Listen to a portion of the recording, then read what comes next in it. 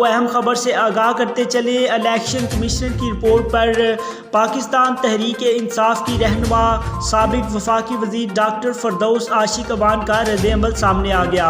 साबिक वफाकी वजीर और हुक्मरान जमात पाकिस्तान तहरीक इंसाफ डॉक्टर फरदौस आशिक ने इलेक्शन कमीशन की डस्का ज़िमनी इलेक्शन से मुतल्लिक रिपोर्ट पर अपने रद्द-ए-अमल में कहा है कि रिपोर्ट में असिस्टेंट कमिश्नर ऑफिस में जिस मीटिंग का तज़किरा किया गया वो हक़ाइक़ के बरअक्स है। इनका कहना है कि चम नाम नहाद ज़ाती बुग़्ज़ में मुब्तला अफराद इलेक्शन कमीशन की रिपोर्ट पढ़े बगैर सुनी सुनाई फर्जी कहानियों को मीडिया में बयान करके मेरी ज़ाती और सियासी शोहरत को नुकसान पहुँचाने की दानास्ता कोशिश कर रहे हैं। ट्विटर पर अपने पैगाम में उन्होंने कहा कि इलेक्शन कमीशन की 133 सफ़हात पर मुश्तमिल रिपोर्ट को हाईलाइट करने और इसमें रंग भरने के लिए एक सत्र में मेरा नाम लिखा गया है। ख्याल रहे कि इलेक्शन कमीशन ऑफ पाकिस्तान ने डस्का से कौमी असम्बली के हल्के NA 75 में होने वाले ज़िमनी इंतखाब के बारे में अपनी तफ्तीशी रिपोर्ट में कहा है कि डस्का के ज़िमनी इंतखाब में दांधली की गई, जिसकी मनसूबाबंदी में वफाकी वजीर फरदौस आशिक अवान भी मुलव्वस थी।